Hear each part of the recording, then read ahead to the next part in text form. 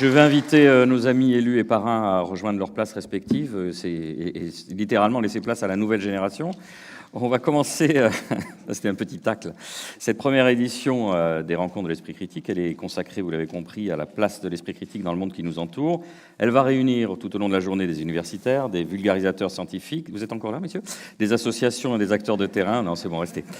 Alors, comme le programme est dense et varié, on commence avec la toute première table ronde. Merci de réserver un accueil de stars à nos invités. C'est quoi faire preuve d'esprit critique? À tout de suite.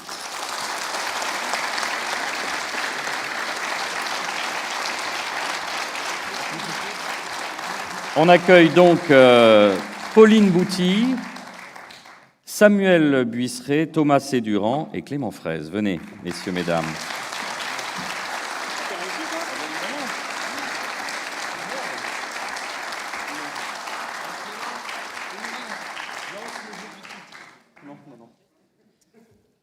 On les accueille, oui, donc virtuellement. Voilà, très professionnel.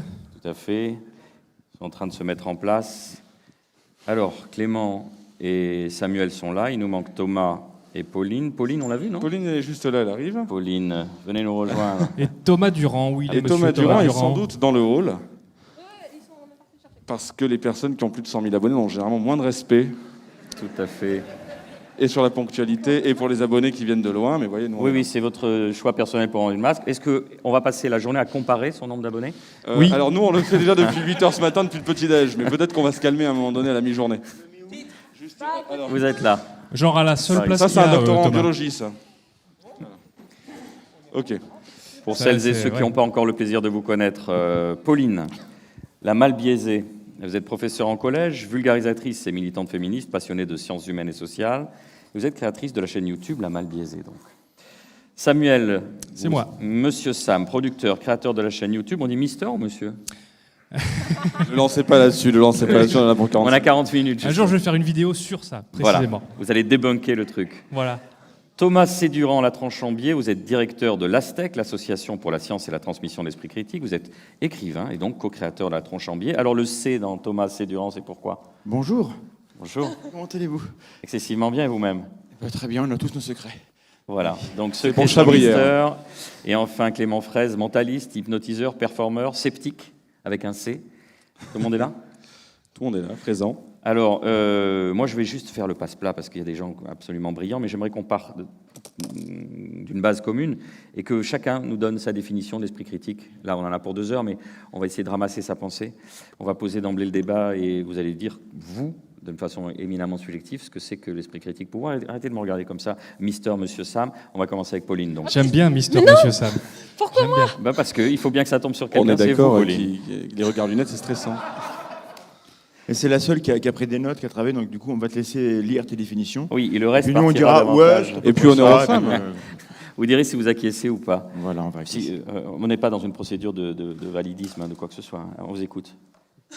Mais on sera quand même Mais attentif. je sais pas, moi. Moi, j'ai des notes parce que j'étais pas là à la réunion avec vous, en fait. Tout simplement. Non, C'est mais vrai là, qu'il y ça avait va, une réunion, j'ai pris des notes. c'est une question Il y avait une relativement réunion simple. J'ai même marqué Thomas a dit. Voilà. Ah. Thomas a dit. Attention, hein, Qu'est-ce qu'on entend par esprit critique, Pauline Bouty, par votre prisme à vous? Merci. Ah non. Thomas Durand. ouais, faites démarrer les autres. Moi, je suis pas habituée.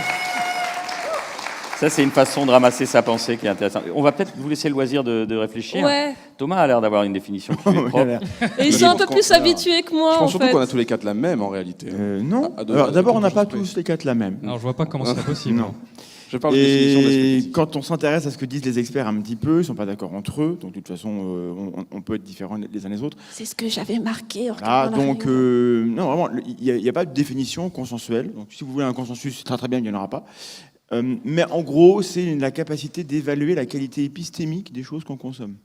Donc, de savoir si une information que l'on reçoit, est-ce qu'elle est crédible ou pas. Voilà. Et donc, être capable d'aller plutôt vers les sources plus crédibles que les autres. Ça ne veut pas dire qu'on a forcément raison, mais ça veut dire qu'on se pose la question de qu'est-ce que vaut ce que j'estime être vrai. Et si on en est là, c'est déjà bien. Il y a beaucoup de gens qui ne sont même pas là, ils ne sont même pas en train d'évaluer. Il y a des gens qui s'arrêtent au goût du vrai, pour reprendre ce que dit Étienne Klein, c'est-à-dire que j'ai le sentiment que c'est vrai. Si j'ai le sentiment que c'est vrai, ça doit être vrai, sinon je n'aurai pas le sentiment que c'est vrai. Oui. Et donc l'esprit critique, c'est se dire, même si j'ai le sentiment que c'est vrai, peut-être que c'est pas totalement ça. Et pour être plus précis que ça, il faudrait inviter des vrais chercheurs qui travaillent sur le sujet et qui ont lu toute la littérature et qui ont tout le vocabulaire. Et nous sommes des vulgarisateurs. Il y en aura dans d'autres tables rondes, ne vous inquiétez pas. Voilà. Mais c'est au titre de vulgarisateur que je voulais Très votre bien. définition. Bah, moi, je m'arrêterai là. Oui, Après, très bien. on pourra rebondir, mais voilà. On va rebondir, on a 1 heure. Clément. Oui, en fait, la disposition des tables, pardon, je ne l'ai pas précisé, il y a 45 minutes d'échange, et il y aura 15 minutes d'échange avec vous. On fera passer des micros, vous aurez le loisir de poser toutes les questions qui vous passent par Vous la avez tête. intérêt à être bon. Profitez de Si la quelqu'un demande la date de présence. sortie de Fake Up, je me lève et je me casse. Hein. Que les choses soient claires. C'est comme vis-à-vis ça de qu'on fait. C'est comme ça qu'on fait. C'était On si se lève. simple, Thomas. On se lève et on se barre. Je me sens si vieux d'un seul coup, je comprends rien aux références. Non, mais c'est parce que je dois Allez-y. sortir un film qui devait sortir Ah. en juin. Mais on est toujours en juin, il fait toujours beau à Marseille. Alors, Excuse-moi, c'est pas en décembre que tu l'as annoncé? oui, décembre. Ben, bref, alors, Faut du passer coup, par en ce qui Tipeee, il paraît que concerne, c'est une bonne plateforme. en ce qui concerne Clément, donc, votre définition, votre... Oui, alors la définition, alors, pour rebondir, Thomas, je pense, voilà, il me dit non, on a le droit de ne pas avoir tous la même, et j'ai la même que lui, donc ça tombe bien. Mais tu as arrêté de dire tes titres, toi. Mais cela dit, pour rebondir sur la question qui est c'est quoi faire preuve d'esprit critique aujourd'hui, je trouve que c'est une question qui mine de rien est intéressante parce que je me dis c'est quoi faire preuve d'esprit critique hier aussi en fait. C'est-à-dire que d'une certaine manière, moi je prends le truc un peu à contre-pied dans mon spectacle, c'est pas pour voilà, c'est pas du tout par chauvinisme ou par autosatisfaction personnelle, mais c'est dans le spectacle qui d'ailleurs sera au REC ce soir vers 21h30. Non mais Je sais pas si je vous en ai c'est parlé. Ça sert à rien de faire la complet, pub, donc, il est de toute façon, complet. C'est complet, donc de toute façon voilà, j'ai même pas besoin de faire de pub ou quoi. Mais Et disons il que peut pas à s'en l'intérieur, empêcher, le non mais non, c'est pas que je peux pas m'en empêcher, mais j'en parle aussi dans mon livre. Non, arrêtez, non mais bon, on laisse les blagues sur le perso de côté. Non, blague à part, dans le spectacle, vraiment, les techniques que j'utilise de médium, parce que je reproduis une séance de spiritisme du 19e siècle ou d'après-guerre, et les techniques que j'utilise sont les mêmes aujourd'hui, et elles bluffent encore aujourd'hui, à l'heure où on a Internet dans la poche, à l'heure où on a toute la connaissance du monde accessible à portée de pouce, à l'heure Ça veut où, dire que ça fait appel au même processus ça fait appel au même cognitif, processus ou cognitif. Les cerveaux sont, eux, restés inchangés à quelque chose près. Il faut voir plutôt avec Monsieur Mandax, l'évolutionniste. Mais disons que, grosso modo, c'est la même chose. Et donc, en fait, faire preuve d'esprit critique aujourd'hui, c'est exactement comme faire preuve d'esprit critique hier. C'est-à-dire que de la même manière où, vous avez vu ce qui passait sur YouTube voilà, avec les médiums, ça, de la même manière, Houdini faisait la même chose au 19e siècle avec les mêmes, en se posant les mêmes questions, finalement, sur comment fonctionnaient peut-être ces rouages et comment on pouvait démystifier certaines prétentions paranormales. Donc je pense que c'est quelque chose d'assez universel et de tout temps en réalité. Je ne sais pas si vous êtes d'accord avec ça. Non. Oui. Et si Du c'est lui coup, qui l'avait maintenant- dit, si c'est lui qui l'avait dit. Un peu Non, mais plus, là, mais c'est moins. différent. C'est un peu plus, mais moins. Je vais laisser Pauline, mais juste aujourd'hui, c'est qu'aujourd'hui, tout le monde ici croise beaucoup plus d'informations qu'il y a un siècle. Ah, évidemment. Donc, même qu'il y a 30 ans. Tout à fait. Même il y a 20 ans, ou même peut-être pas hier, mais enfin aujourd'hui, en tout cas, c'est. Donc le problème est beaucoup plus prégnant parce que tout le monde est au courant qu'il y a un truc qui s'appelle hold up. Toi-même, tu sais. Hein. Donc, on voit bien qu'il y a Thomas, un peut-être problème qu'on rappelle, particulier. on rappelle quand même, parce qu'on part du principe que tout le monde sait, mais Donc, Hold Up, c'est c'est un documentaire c'est qui le a été documentaire financé. de M. Bernarias qui raconte des cracks, mais qui a été vu voilà, beaucoup. Il y a Loose Change sur le 11 septembre, c'est en 2005, qui a dit des cracks. Et voilà, enfin, on est quand même exposé beaucoup plus à des contenus faux. Alors avant, il y avait ce qu'on appelle les gatekeepers, pour reprendre le vocabulaire de Gérald Bronner, où n'importe qui n'avait pas accès à des médias de masse. Aujourd'hui, les médias de masse, c'est nous-mêmes devant là, sur ce plateau, on est presque des médias de masse. Bon, donc, on touche des Ouais, gens. pas tout le monde, hein, c'est bon. Hein. Non, mais- Arrête de montrer le nombre d'abonnés. Hein. Ne t'inquiète pas de ta masse, c'est pas là le problème. Mais donc aujourd'hui, il y a un truc qui change quand même. Et cette dimension-là, on n'est qu'au début. C'est que la prolifération de l'information la raréfie moins et donc la qualité baisse au plus que la C'est quantité la augmente. dérégulation du marché de l'information, comme le Voilà. dit si bien Gérald Bronner. Gérald Bronner. Très Dédicace bien, à mais Monsieur Bronner qu'on aime tous très fort. Samuel, parce que vous avez la main, continuez, donnez-nous Oui. votre définition et on terminera avec Pauline qui aurait eu Oui, le donc temps c'est de- voilà. Donc aujourd'hui, là, je crois qu'il veut vraiment parler de la dérégulation du marché de l'information. Et sinon, pour ce qui est de l'esprit critique, dans ma définition à moi, enfin, dont on a discuté déjà pas mal de fois en privé, il y a deux choses. Il y a vraiment deux gros morceaux. Là, le premier morceau, c'est la culture. C'est la culture des outils, la culture des méthodes, la culture des astuces. Voilà, qu'est-ce que sont les biais, que sont les sophismes, comment est-ce que... enfin, tout cet ensemble de méthodes et d'outils qu'on montre sur nos chaînes. Et le deuxième gros morceau, c'est l'attitude de veille. C'est une espèce d'attitude de veille, c'est une espèce de vœu pieux qu'on a, nous les sceptiques, d'être un maximum attentif à ces biais, à ces erreurs qu'on fait, aux illusions logiques, etc., pour pas tomber dedans. Mais évidemment, ça, comme je dis, c'est un vœu pieux, c'est un idéal, c'est pas un objectif. C'est pas possible d'en faire un objectif parce que c'est inatteignable. C'est un horizon. C'est un horizon pour regarder. C'est même loin, un coup à devenir taré. Hein. Ouais. Je trouve aussi, c'est dingue. Ah oui, après, ça, on part dans des trucs un peu... En fait, finalement, il n'y a pas vraiment de barrière entre ça et une certaine forme de spiritualité par la suite. Et c'est une espèce d'appel à la pureté qu'on se fait à nous-mêmes. Non mais voilà, ça c'est un piège. On a des machines... On va y revenir, on va demander à Pauline de nous donner sa définition, et puis on va poursuivre. Ouais, maintenant que j'ai pu un petit peu respirer et laisser les autres parler. Oui, du coup, c'est pas mal de parler de définition. Je pense qu'il faut bien faire la différence entre ce qu'on entend comme définition du scepticisme, d'esprit critique, peu importe comment on appelle ça, la zététique pour certains.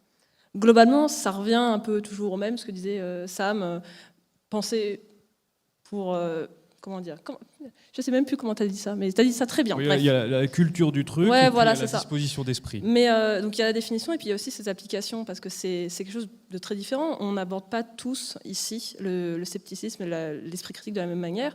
Pour moi, le scepticisme, c'est surtout des outils qui me permettent d'aborder d'autres sujets. Je ne fais pas de vidéos, je ne fais pas de vulgarisation sur les outils eux-mêmes. J'ai des collègues qui le font très bien et je n'ai pas besoin de me rajouter dessus. Par contre, j'aime utiliser ces outils pour parler d'autres choses et pour faire en sorte que les gens observent certains phénomènes, certains faits, avec un regard différent, puisqu'on a tendance à avoir un regard assez stéréotypé sur certains faits, certaines idées. On a des idées préconçues parce que on ne sait pas tout. Spoiler alerte. On ne sait pas tout et on ne saura jamais tout. Et du coup, ça peut être intéressant sur des sujets. Moi, c'est le féminisme surtout. Bon, il n'y a pas que ça, mais c'est quelque chose où souvent on me dit le féminisme, je ne suis pas féministe parce que ceci, cela. Mais en fait, il ne faut pas confondre la définition de l'idéologie féministe avec la façon dont c'est appliqué par les personnes. Et donc je pense que le scepticisme et l'esprit critique, c'est exactement ça aussi. Il ne faut pas confondre les applications qu'on en fait avec la définition du phénomène en lui-même, des outils en eux-mêmes. Voilà. Finalement, ce qui peut transparaître de vos interventions, c'est de se dire, ce qui sous-tend, c'est qu'il y a une méthode de remettre les choses en question, de se questionner en permanence et de peut-être aussi parfois de penser contre soi. Alors vous disiez peut-être, Clémence, si on maintient ce niveau d'exigence à chaque fois, ça peut rendre fou, mais comment on fait justement pour se traiter? Vous avez souligné tout à l'heure qu'on était en période d'infobésité, on reçoit des informations de partout. On a souligné en disant que c'était aujourd'hui. De l'autre côté, vous avez des outils qui sont assez puissants, enfin, par l'intermédiaire de YouTube, vous pouvez trouver un public beaucoup plus large, la preuve aujourd'hui, que d'être tout seul à combattre l'obscurantisme. Donc c'est peut-être quelque part un équilibre entre... je suis parti un peu loin là. Donc bref. Non, mais on est un genre de réaction immunologique à la connerie ambiante. Hein. Ah ouais, on peut le voir comme ça. Oui, d'accord. Donc Lego, on se lâche à 10h, ok, il n'y a pas de souci vis-à-vis de ça. Moi, je parle de mon livre, il n'y a pas de souci, mais la réaction immunologique à la connerie... Une petite. Bon, d'accord. Alors, non, mais tu as raison. C'est-à-dire qu'en fait, je pense que c'est même au-delà de ça, c'est que quand on... Moi, mon rapport même à l'esprit critique a changé avec l'évolution. Ça, c'est toujours un effet de radicalisation, même dans les néopolitisés, on le voit. Hein, c'est des gens qui prennent une carte au parti qui sont les plus chauds pour flyer les 3 premiers jours, et puis après ça se disperse. Et donc cette espèce de Dunning-Kruger ou d'engagement très fort dès le début, je l'ai eu avec la zététique où je doutais de tout le temps, la première année, on va dire. Et puis plus ça va, plus ça s'affaisse. Et c'est vrai qu'aujourd'hui, je considère chaque situation nouvelle comme un humain normal. Et c'est après que je réfléchis à mes biais que j'ai pu avoir sur ma sensation, etc. Ce qui me permet aussi je pense, de retrouver une vie sociale déjà, sur tous les dimanches en famille. Mais sinon, vous remettez tout en question à chaque mais fois. Oui, mais c'est devenu... Oui, mais tout à fait. Mais remettre en question à chaque fois, ça fait très vite partir dans les conversations de comptoir et dans des trucs horribles. Moi, Alors, où est-ce qu'on met le curseur? Peut-être. Il faut savoir ça, c'est une privilégier zone parfois grise. sa paix plutôt que sa justice. Hein. Vous êtes d'accord avec ça, Thomas? Oui, en gros. Non, mais ça veut dire, vous, pour pas devenir fou, vous dites... C'est moi qui l'ai dit, même pas. Vous faites un filtrage, Mais un criblage a posteriori de Sam l'a dit, il y a un horizon qui est il faut faire attention à ce qu'on croit.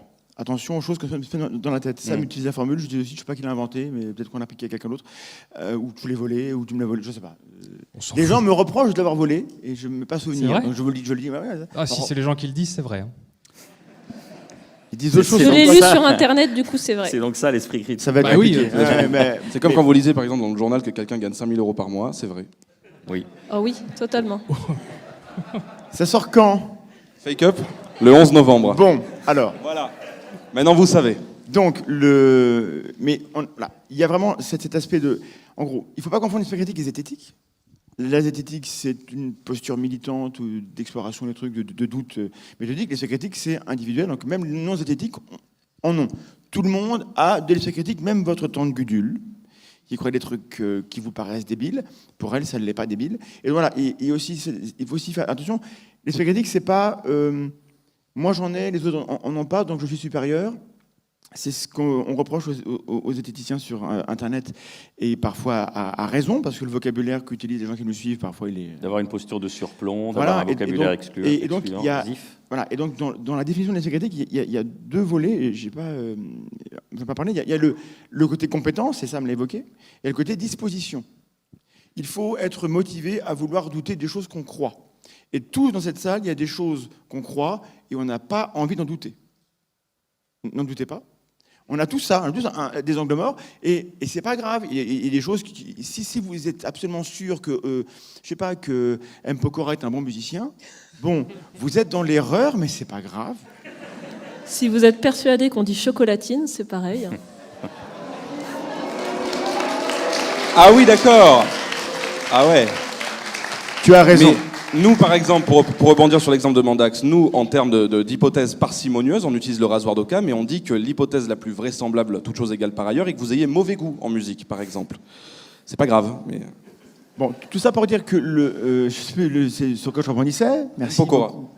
Non, mais le rasoir d'Occam sur M. Pokora... Voilà, donc Tu parlais du fait qu'on avait tous des croyances, et c'est un petit peu le principe de la tâche aveugle ou de l'angle Voilà. mort, en fait. C'est que Mais c'est pas dramatique d'avoir des croyances. En fait- On n'est pas obligé de les déconstruire Et à tout prix. il n'y a personne autour de vous qui est fondamentalement irrationnel, à part un ou deux invités qu'on a eu chez nous.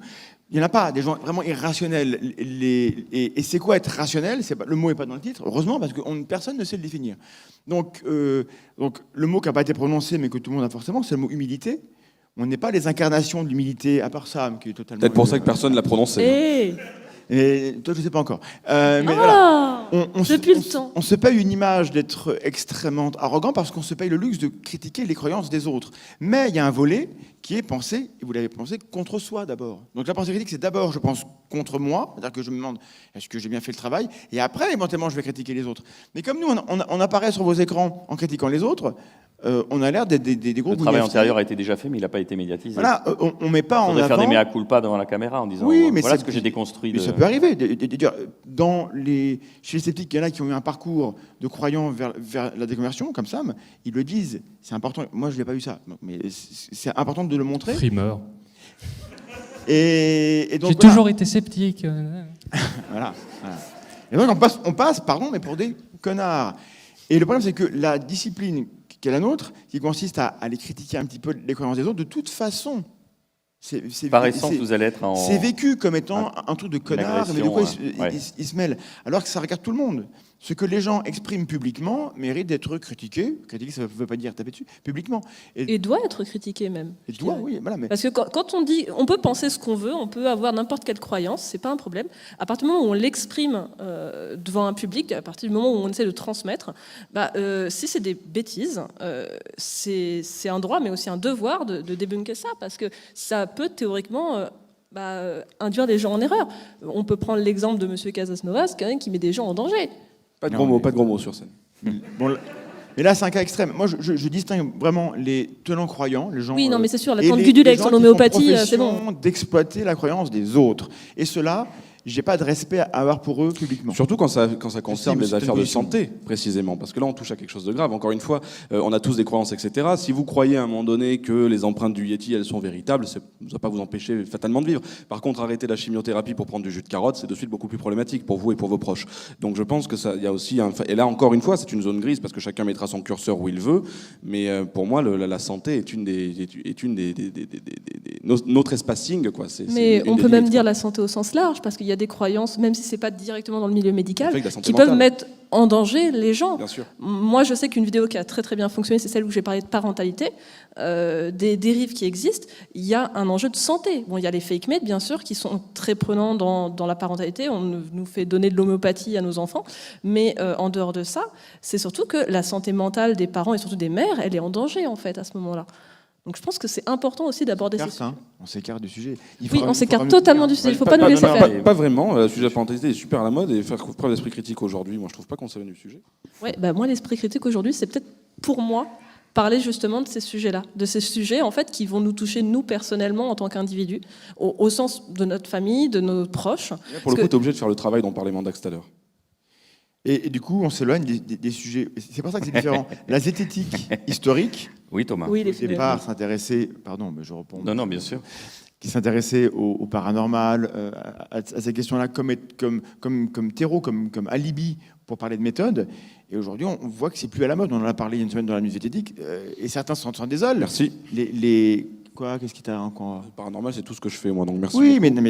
Mais c'est bien justement parce qu'il faut Mais tu avoir ces débutes. différentes Et tu approches. reviens, et tu remets ça au goût du jour, parce que t'es jeune, t'es smart, t'es snob, c'est le même mot. Les jeunes, Et là, beaux, et- talentueux, tout ça. Et donc tu vas relancer une mode, peut-être pas pileuse, hein, mais en tout cas tu vas relancer une mode. Mais c'est vrai que ces sujets-là sont un peu passés derrière d'autres sujets comme la santé, parce qu'on a quand même vécu une année et demie, presque deux, difficile, porter des masques. C'est pour ça que ça revient assez vite dans le débat, Thomas. Contrairement à son gilet. Sur le, qu'est-ce qui revient? Le point important qu'elle soulignait, l'exemple qu'on donne Ça le va plus venir en octobre. rapidement, le plus facilement, c'est la santé. Oui. Parce qu'on vient de traverser ces 18 mois en particulier. Je pense qu'on est particulièrement affûté à se poser des questions sur la santé aujourd'hui, mais les sujets de santé, les pseudomédecines, je veux dire, on pourrait vous égrener une liste de 150 médecines parallèles avec des noms, avec des remèdes, enfin, qui ne marchent pas. Enfin, en tout cas, il n'y a pas de preuve. Donc c'est pas nouveau, ça a toujours été. Maintenant, on a en plus de la chloroquine, qui marche bien pour un truc, mais pas pour celui qui nous Et concerne. alors justement, cette asymétrie qui peut exister entre le fait que de nombreuses personnes vont être convaincues par des vidéos où c'est plus simple, leur dire attendez, on utilise ça, on vous ment, machin. Vous avez l'impression que vous ramez derrière pour avoir une audience moindre. Hein, je ne veux pas vous couper vos audiences, Ah, vous avez raison, il y a une dissymétrie. qui existe. il y a une asymétrie entre raconter des conneries et être suivi par des millions, et d'un seul coup débunker et être suivi par des milliers. Oui, il y a Brandolini, mais c'est vrai que c'est le Brandolini qui disait que l'énergie utilisée pour créer une connerie était d'un ordre de grandeur inférieur à celui créé pour la débunker. Mais en ce qui concerne ce qui explique le retard de fake-up, mais en ce qui concerne pour le coup la dissymétrie, je crois que j'avais vu dans un reportage où tu y es sur Canal+, dans l'œil de je sais plus trop quoi. Que pour une vidéo conspirationniste alternative, on l'appelle comme on veut, qui sort, pour 10 vidéos comme ça qui sortent, il y a 1 à 2 vidéos zététiques qui sortent. Donc c'est énorme, la dissymétrie c'est quasiment Non 5 mais vous fois blaguez plus. sur le fait que vous êtes en retard sur la production de votre documentaire, mais si vous aviez fait quelque chose comme le documentaire complotiste, vous auriez peut-être 300 000 € pour le faire et vous l'auriez déjà fait. Absolument. Donc c'est encore une absolument. illustration. Même de cette sans les asymétrie. moyens. Hein. Moi, j'ai fait un faux trailer Oui. de docu-conspi l'année dernière avec mes troisièmes. Ça nous a pas pris des mois. Hein. Ça va très très vite. Hein. Donc là, il y a un autre souci. Alors justement, Oui, mais on va- là, juste- Et en anglais en plus, ils l'ont fait. J'ai Hein. un mini Thomas. truc là-dessus aussi, pour un rappel à l'humilité. Là, quand on a dit ça, on est tous entre nous, on est tous bien d'accord que nous, on est l'élite et les autres, c'est les croyants. Vous voyez, et très très vite, c'est les bien on arrive, pensants. on arrive à une logique de clan. Et il faut pas qu'on en arrive là. Il faut pas qu'on oppose les gentils sceptiques aux méchants croyants, parce que les croyants eux-mêmes sont sceptiques d'autres choses, et nous, on croit les trucs. Donc, Absolument. rappelez que c'est très très flou. Il y a une zone de frontière. Clairement, il y a des gens qui sont perchés très très loin. Et eux, peut-être que ça sert à rien que nous, on perde notre énergie à vouloir les ramener. En revanche, il y a un gros paquet de gens au milieu qui n'ont rien demandé à personne, qui écoutent un peu ce qui passe. Et lorsqu'ils croisent une vidéo conspi, elle leur parle. Bon, bah, elle leur parle, c'est pas de leur faute. Je veux dire, ils sont humains, etc. Si après ils deviennent les vecteurs, les acteurs actifs d'un militantisme, là c'est embêtant, mais la plupart ne le font pas. La grande majorité des gens sont parfaitement ouverts à ce que nous-mêmes, on leur parle aussi. Est-ce qu'on sait leur parler, nous? Je te dirais même qu'il y a même 3 types de personnes, parce qu'il y a effectivement ceux qui... Il y a plus que 3. Voyons. Bah non, non, ça marche pas à l'oral si je te dis qu'il y a 10 types de personnes, ceux qui savent compter en base 2 et les autres. Bref, mais ça marche pas à l'oral. Non, c'est surtout que il y a ceux qui nous écoutent, même s'ils ont des croyances. Il y a ceux qui sont très perchés, mais il y a aussi ceux qui font semblant d'être perchés, mais qui veulent surtout arnaquer les gens. Ils existent aussi. Et est-ce que ça vaut la peine? Voilà, non, mais voilà, est-ce que ça vaut la peine au final de discuter avec ces gens-là? Je suis pas sûre, honnêtement. Parce qu'au final, quand on discute avec eux, faut-il débattre avec un gourou pour avoir accès à son public? C'est une vraie question, oui. Et la réponse, ça dépend. Eh ben oui, ça dépend. Comment est-ce que j'exerce mon esprit critique au quotidien? Est-ce que vous avez des tips, des outils, des choses? J'éteins la télé. Éteindre Twitter, déjà. Ah non, Twitter, c'est drôle. On va commencer par là. Oh, t'es dur avec Twitter. Il suffit de bloquer les gens, c'est tout. Ouais. Chose que je ne fais peut-être pas assez. La réponse numéro 1, pour être sérieux, comment on exerce? On diversifie ses sources d'information. C'est ça, il faut essayer de sortir de sa chambre d'écho médiatique. On va lire ou on regarde les gens qui ne pensent pas comme nous, parce que dans l'eau, il y a peut-être des trucs pas débiles qui vont dire, ça peut arriver. Et puis, ah tiens, là, ça, c'est marrant parce que chez nous, personne ne le dit, et ça m'a l'air pas faux. Mais personne ne le fait vraiment. Et on creuse. Et on a tous des bulles, on a tous tendance à ne pas le faire, tous. Donc, si on le fait ne serait-ce que 10% de plus, peut-être que ça peut nous sauver d'une croyance qu'on aurait et qui aurait des conséquences. Et en dehors de ça, il y a ne pas s'exprimer trop tôt. Si je m'exprime trop tôt sur la chloroquine, à tort ou à raison, je vais être prisonnier de ma position publique. Non, mais c'est une position qui est intenable parce que pendant ce temps, le train avance, un clou chasse l'autre dans l'information. Je parlais d'infobésité tout à l'heure. Vous courez le risque de ne plus être dans le... Oui, justement, le problème qu'il y a entre le journalisme et le scepticisme, c'est très difficile à concilier, puisque le journalisme, c'est quelque chose qui se fait dans l'instant, alors que nous, on a besoin de temps. Moi, je sais qu'une vidéo, et pourtant je fais des vidéos courtes, ça me prend presque 1 mois à préparer. Et je travaille à côté. Sans parler d'un documentaire. Sans parler d'un documentaire. J'ai compris, je me suis mis dans le... Voilà. Samuel. L'actualité est par défaut l'information sur laquelle on n'a pas de recul.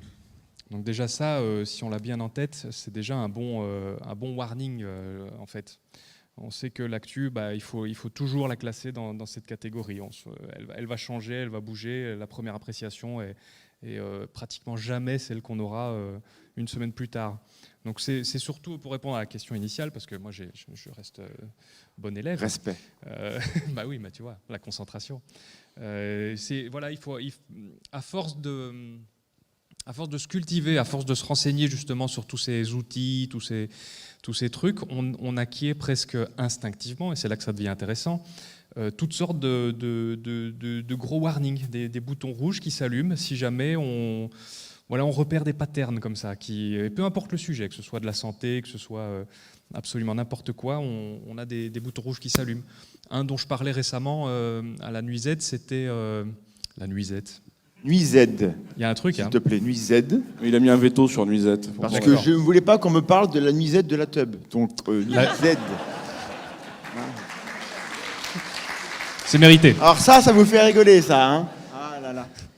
C'est comme sur Twitter, hein, tu veux des likes, tu veux des RT, tu parles de sexe. Hein. C'est bon, on est avec les adultes, on peut. Alors justement, non. Je vais au premier rang. Donc pour poursuivre, Samuel. Voilà, après, parce que je crois qu'il y en a un qui suivait là-bas. Donc le warning... Comme ça, sur des man d'ailleurs. Commence pas, toi.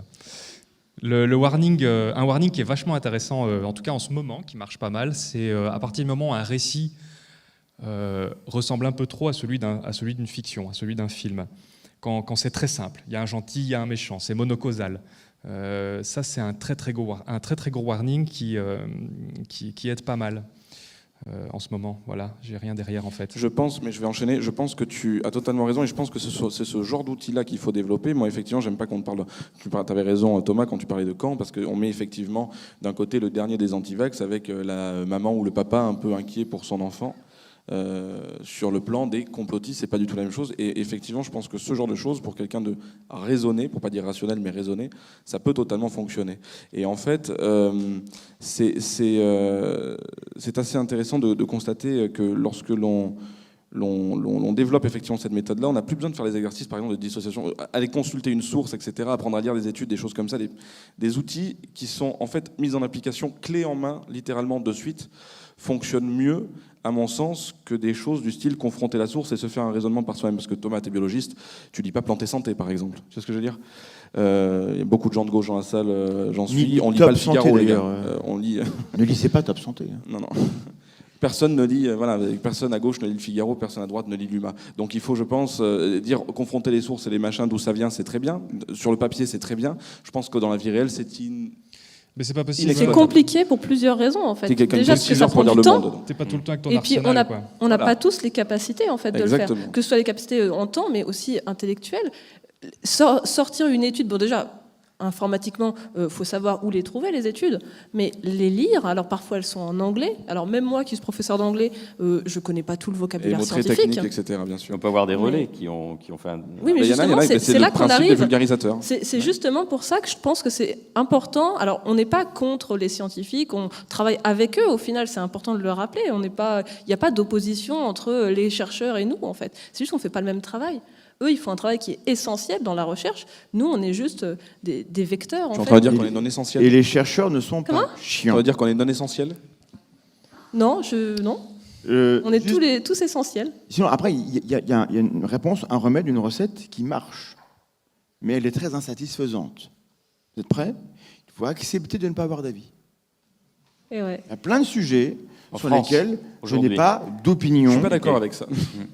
On peut avoir une opinion, mais accepter qu'elle n'est pas forcément bonne. Voilà, et il y a des débats à la télé, je vois, sur l'immigration ou sur le commerce extérieur. Machin. Mais moi, je n'ai pas d'avis parce que je ne sais pas les conséquences derrière de ma prise de position. Donc, tant que je C'est comprends pas inconfortable pour nous, ça, parce que quand tu exprimes le fait de ne pas avoir d'avis, tu es fatalement méchant pour certains, gentil pour les autres, machin. Tu vois, si je dis sur Twitter, encore une fois, j'ai pas d'avis sur l'immigration, je n'ai aucun cœur. Tu vois, et de suite, ça part en truc de une projection, comme on dit. Exactement, il y a totalement une Bon, projection. c'est venu spontanément parce que encore une fois, tu as raison. Typiquement, les gens pour qui c'est un sujet extrêmement important vont être choqués par le fait que si quelqu'un me dit, moi j'ai pas d'avis sur les pseudosciences et sur les gourous, ben merde, je trouve que quand même c'est un sujet assez grave évidemment, mais il faut accepter que les gens aient pas d'avis, c'est une preuve d'intelligence, de dire moi j'ai pas assez d'infos pour avoir un avis. Si tu me montres que c'est grave, que ça a des conséquences et que moi je devrais à un moment donné m'impliquer,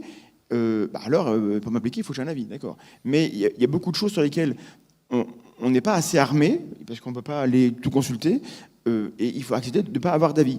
Est-ce que le virus est sorti d'un laboratoire ?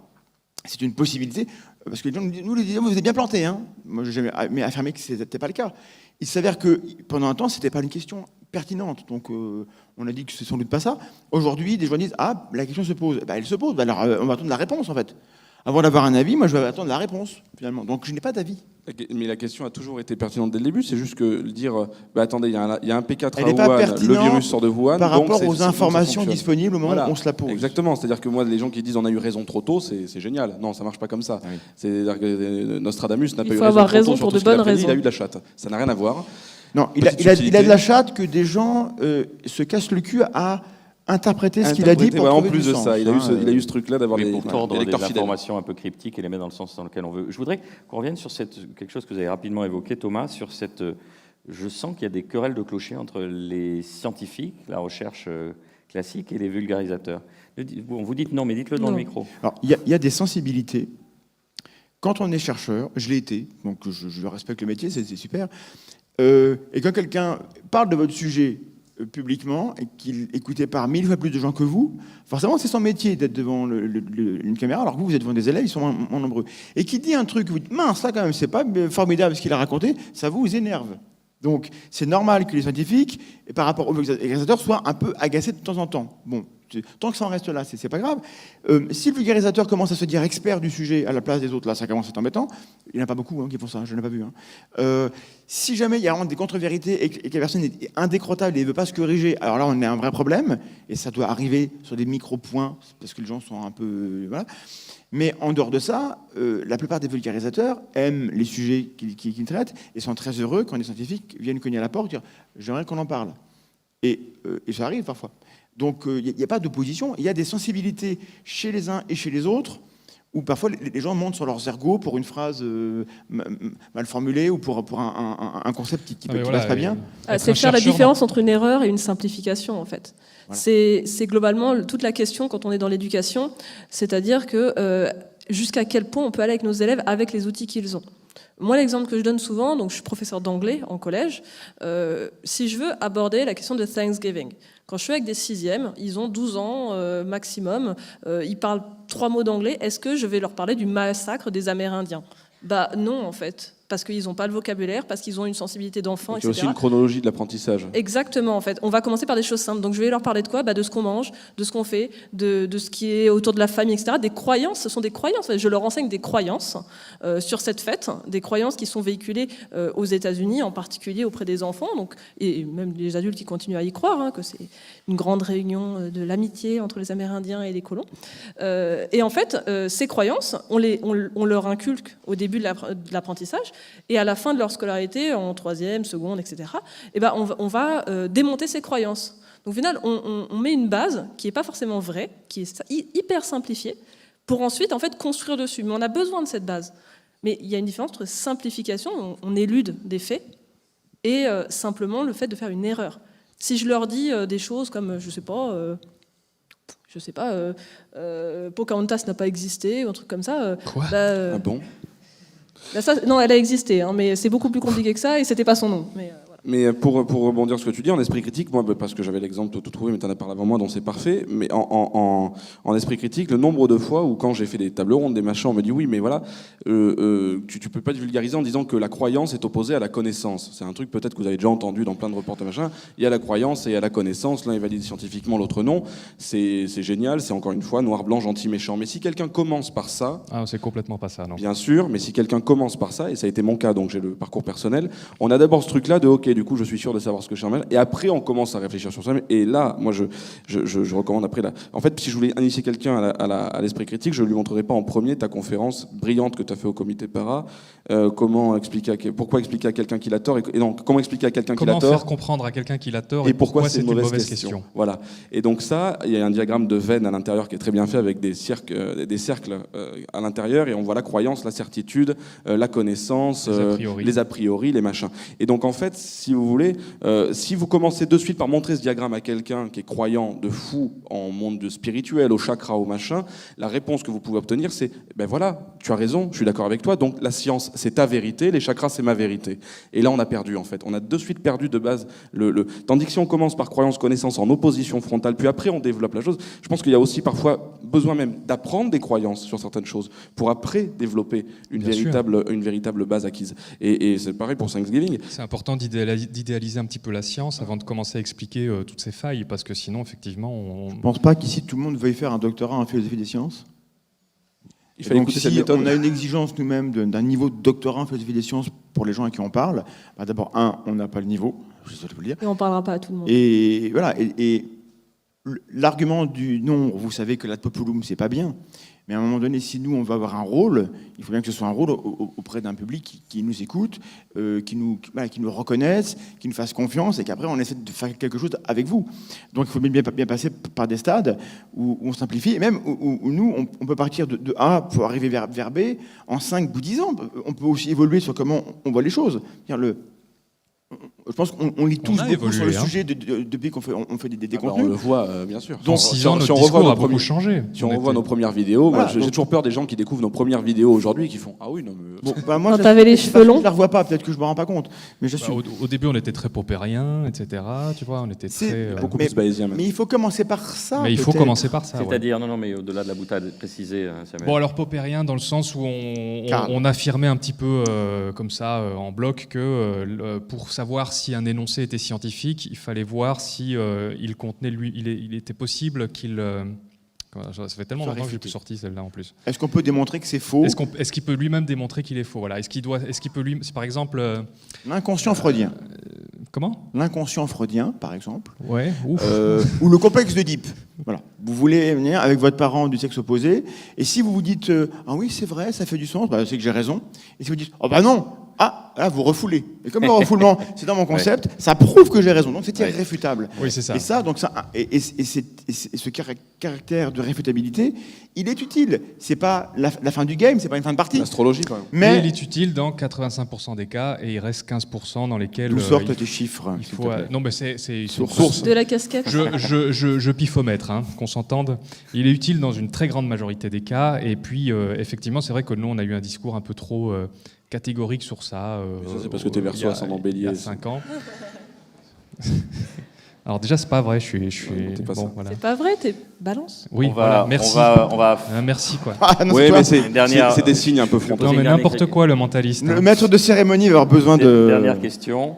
L'ego des vulgarisateurs. Non, je plaisante. Allez, On va j'y vais. passer. On en a déjà parlé. Coucher. Merci beaucoup pour la qualité de vos interventions. On va profiter de la présence et je suis surpris, ravi que vous soyez aussi nombreux. Comment ça, surpris? Ils ont C'est vu de la des beaux lumière, types. ils sont rentrés. J'ai fait 3 événements récemment, il y avait beaucoup moins de monde, donc là je pense que non, il y a vraiment... Est-ce que vous êtes là? L'essentiel, c'est que ça. Ah, ça, c'était pour moi. Parfait, très bien. C'est cadeau. Ça fait 2 ans que je l'ai pas fait avec le confinement. Pardon, mais Bien merci. sûr. Non, mais vous faites bien, vous faites bien. On finira par Ça fait revenir quelque sur l'ego. On va vous passer un micro. Est-ce que...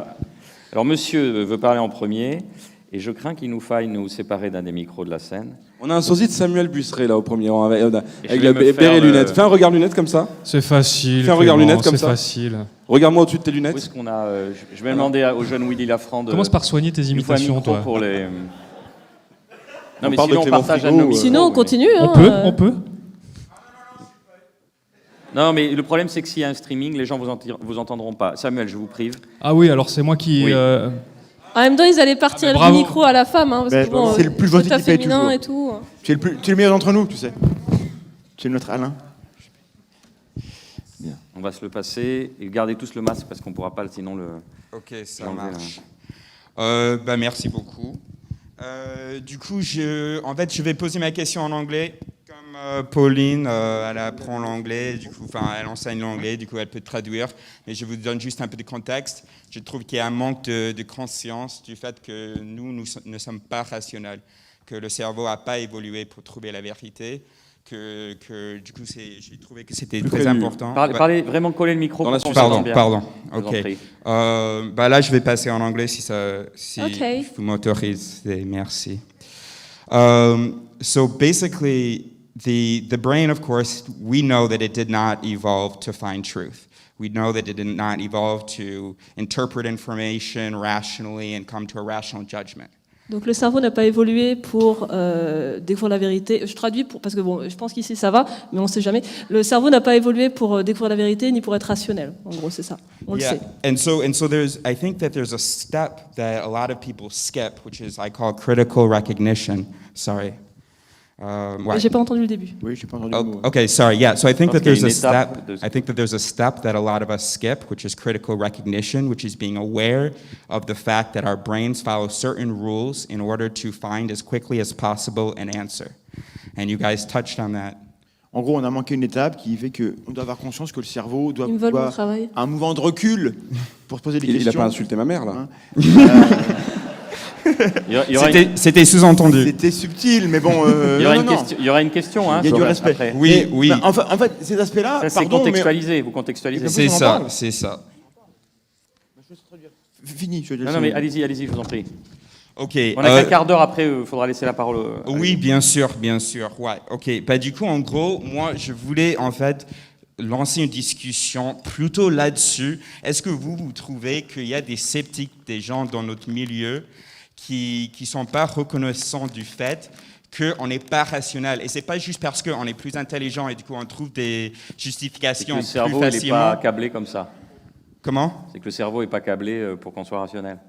Qu'ils le reconnaissent pas pour eux ou pour les autres? Pour eux-mêmes. Pour le plus eux-mêmes. important, c'est de Oui. reconnaître pour soi que nous, même si on a toutes les justifications, on pense avoir tous les faits, que c'est pas pour ça qu'on a trouvé la vérité. Si Oui, je peux c'est me permettre- c'est le principe de la tâche aveugle en fait. On sait, normalement on doit savoir qu'on est tous biaisés, qu'on a des croyances, etc. Après, le problème c'est qu'on sait qu'on est biaisé, mais le problème c'est qu'on le restera quand même en fait. On pourra rien y faire. c'est La comme réponse, ça. moi, sera plus courte. Oui, et j'ai des noms. Moi, je vais me permettre de vous suggérer de vous procurer L'ironie de l'évolution, Putain, ils font Un tous livre. leur promo quoi. Moi, faut C'est que un je sorte livre un livre dans moi Tu lequel aussi. n'avais je- qu'à écrire un livre, toi aussi. dans Voilà. lequel je parle de ça, et C'est en je cours. suis d'accord avec monsieur. Et encore une fois, il n'y a pas d'un côté les gens rationnels, les gens irrationnels. Nos émotions, c'est rationnel. C'est aussi des éléments mentaux avec lesquels on interagit avec le monde. Donc, tenir compte des émotions d'autrui, c'est rationnel. Ne pas le faire, c'est irrationnel. Donc, les sceptiques qui veulent que les autres soient uniquement des cerveaux logiques ne sont pas rationnels. Désolé. Absolument. Et d'ailleurs, ce sera dans le prochain sur cette solution, j'écris un là-dessus. Mais donc je suis d'accord, et peut-être qu'on ne l'a pas assez dit. Ceci dit, on en a tous conscience. Quand on parle entre nous, on le sait. Est-ce que le message passe? Peut-être pas assez. Oui, c'est vrai qu'on nous rapporte quand même souvent qu'il y a un comportement qui est comme ça au sein de notre public principalement. Mais chez les vulgarisateurs, en tout cas, je n'en vois pas, si ça répond à la question. Ouais. Alors, il y a énormément de questions. Je vais en prendre une ici et une là. Je suis désolé parce qu'après, on va devoir passer à l'autre table ronde. Ceux donc du fond, allez-y. désolé. Bonjour, bonjour à tous. Ça s'appelle Donc voilà, déjà je suis très content de vous rencontrer en vrai parce qu'on vous voit sur les ah, c'est moi, excusez-moi. Voilà. Oui, le sosie Voilà, de ça. le faux sosie de Samuel, voilà. Mais le vrai sosie, il est à côté, donc il n'y a pas de souci. Non, voilà, ce que je voulais vous dire, c'est pas vraiment une question, c'est avant tout un merci, parce que ce que vous faites, c'est d'utilité publique. Et quand on voit que, notamment sur Twitter, vous recevez surtout des slaves d'insultes et de dénigrement, et on a vu que ça fait des dégâts, notamment, je pense à Bruce de Y Penser, qui vient de fermer sa chaîne à cause justement de cette ambiance assez malsaine. Donc voilà, donc c'est un grand merci que je voulais vous faire, et parce que c'est important. Je me rends compte que même dans les propres familles, il y a des clans qui se forment entre les anti quelque chose et les pro autre chose. L'esprit critique est là un petit peu pour faire l'arbitre entre les deux. Et voilà, donc c'est important. Donc voilà, Arnaud, donc tu veux peut-être nous parler de ton je expérience voulais sur Twitter avant tout vous remercier. Voilà. Ouais, non, je- Merci à vous. J'aime bien, Et j'aime bien quand ça j'ai la a beau- réponse. C'est Ça a facile. beau être bateau, mais c'est nous qui devrions vous remercier, puisque à votre échelle, vous contribuez au rayonnement également de l'esprit critique, et sans vous, la phrase bateau, mais nous ne serions rien, et nous ne serions rien. Et je l'ai expérimenté durant 2 ans de confinement où j'ai pas retrouvé de public en tournée. Donc merci à vous, encore une fois, vous Ce pouvez vous soir, applaudir très fort pour ça déjà. 21h30, n'oubliez pas. Oui, Allez-y. Déjà, comme le monsieur qui est passé avant moi, merci déjà pour votre travail. Je vous remercie déjà, c'est quelque chose de super important. Et quelque chose que j'aimerais parler aussi, que j'ai un peu du mal sur Instagram pour ne pas faire. Est-ce que, en étant sceptique, on est obligé d'être bienveillant? D'avoir une espèce de politique de bienveillance envers tout le C'est monde? pas une question de est-ce qu'on est Bouge obligé pas, d'être j'appelle bienveillant, Christophe c'est est-ce qu'on Michel, est obligé bouge pas. d'être tout le temps bienveillant. Non, mais J'ai réveillé Christophe Michel. Est-ce que tout le temps, dans les intervenants qu'on a, dans les personnes Mettez le On peut micro. contacter. Faites votre bouche. on doit même être bienveillant avec ces personnes-là? tout le Justement, temps, ou pas moi, ma réponse, c'est simplement que, en fait, c'est pas qu'on est obligé d'être bienveillant ou pas, c'est seulement qu'on n'est pas obligé d'être bienveillant tout le temps, en fait. Si on veut jamais être bienveillant, c'est votre pratique. Il y aura certaines personnes qui seront touchées par le fait de rentrer dans l'art, etc. Il y a des gens qui ont besoin de ça. Il y a des gens qui ont besoin qu'on les prenne avec douceur, etc. Mais surtout, nous, en tant que personne, on n'est pas obligé d'être tout le temps bienveillant, en fait. On n'a pas d'injonction C'est quoi Ouais, être à la bienveillant? bienveillance, on n'a pas d'injonction Oui, à c'est la ça, c'est pédagogie quoi, en permanence. C'est quoi? Moi, personnellement, quand quelqu'un vient me gonfler, je parle en vrai, avec de l'homéopathie, des fantômes, machin, ça m'arrive souvent. En général, je ferme ma gueule. Parce que ça me permet d'avoir un petit peu la paix. Mais parfois, ça m'agace et je claque un petit peu dans le museau de la personne. Alors que, globalement, j'ai la réputation d'être extrêmement bienveillante. Mais quand je suis derrière mon micro, que je fais ma vidéo, j'ai le temps, je suis posée, j'ai écrit un script, je peux être pédagogue. Mais j'ai pas à être pédagogue tout le temps, je vais pas être bienveillante tout le temps, en fait. Est-ce que Je suis laisser humaine. sans rien faire quelqu'un qui nuit aux autres, c'est bienveillant? Est-ce que c'est quelqu'un en train de noyer son chaton là, dans la rivière? Pardon monsieur, je voudrais pas être malveillant avec vous. Est-ce que vous pourriez... Non mais écoutez-moi, je voudrais débattre. C'est quoi l'objectif? C'est quoi le contexte? Voilà, il y a plein de questions. Et la bienveillance en tant que telle n'est pas une fin en soi.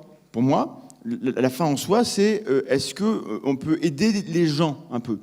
Et parfois, dire des choses crûment, dénoncer des manipulateurs, détruire le capital symbolique des gourous, détruire la réputation des gourous, peut-être que ça sauve des vies.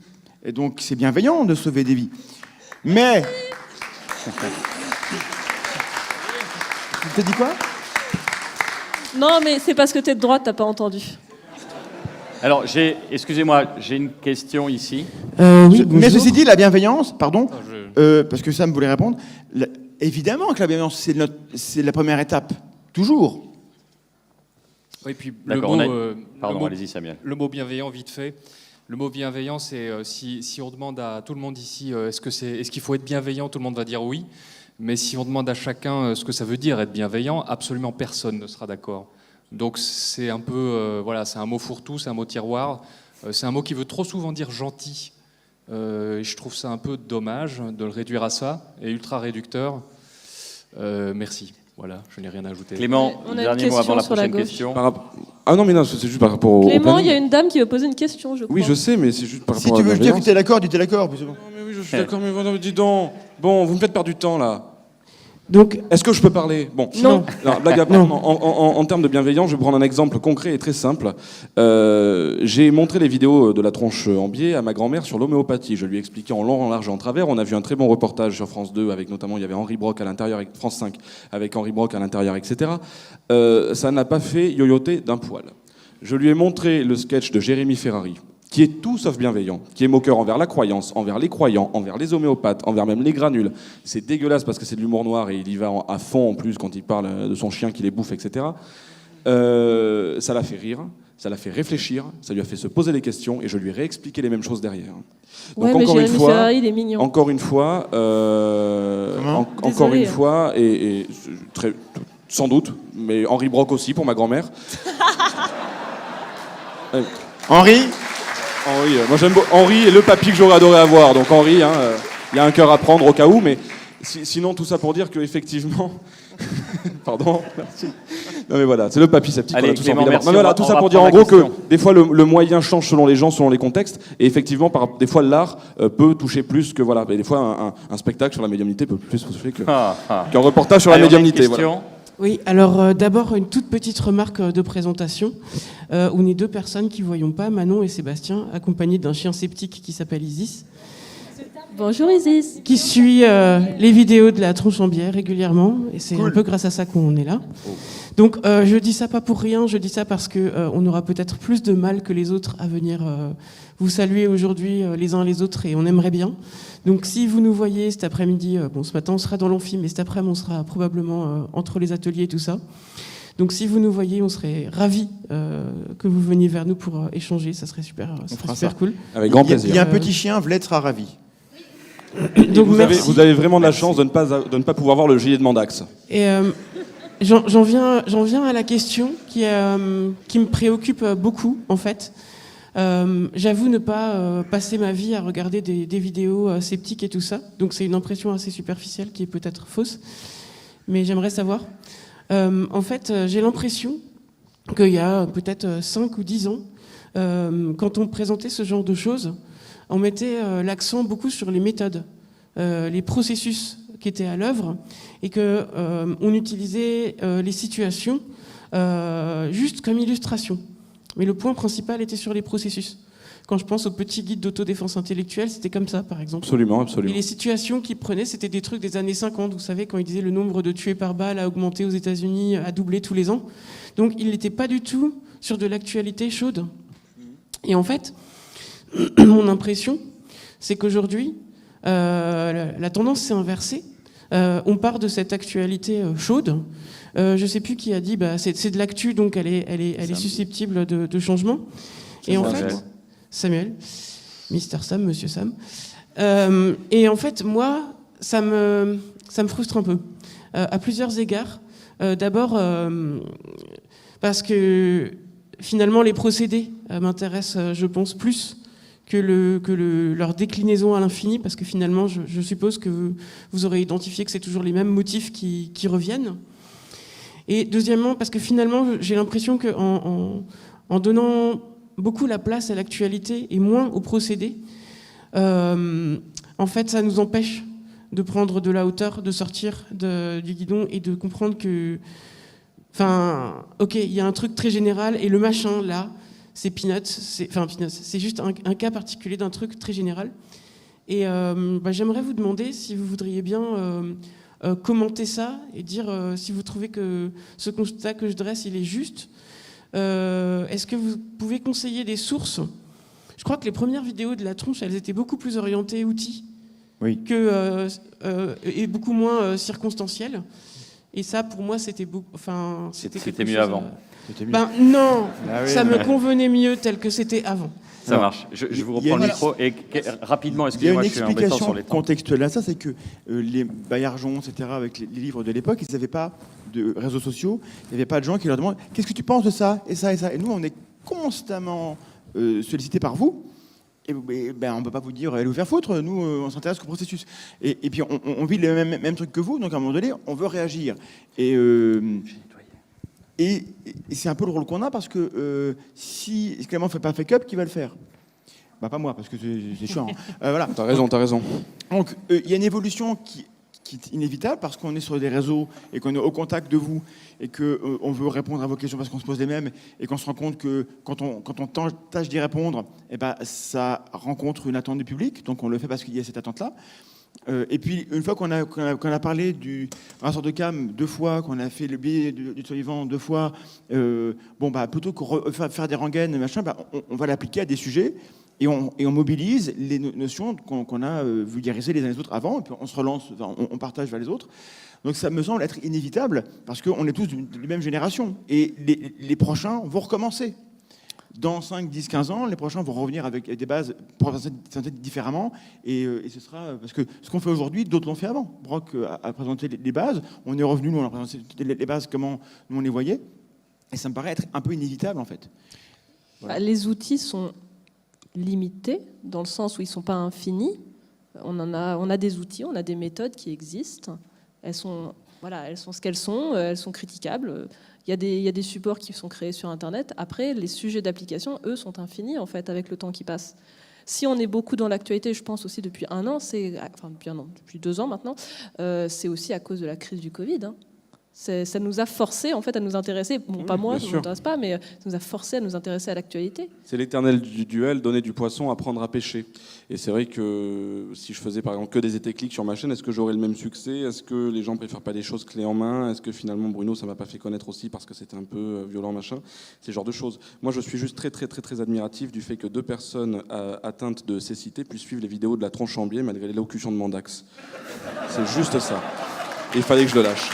C'est bas, c'est très bas. Très très bas. Et dans la foulée, Clément va nous définir la bienveillance. Voilà.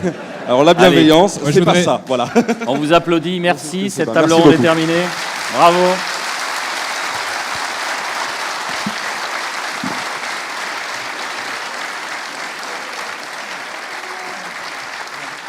Merci à tous les 4. Oui, je vous invite à rejoindre vos places où qu'elles soient. Mais vous pouvez rester regarder la suite, puisque la deuxième table ronde va être intéressante. Elle sera consacrée on va vider la salle. Nous sommes en dédicace juste derrière. Non, c'est pas vrai du tout. On est là. Et à la recherche. Merci encore.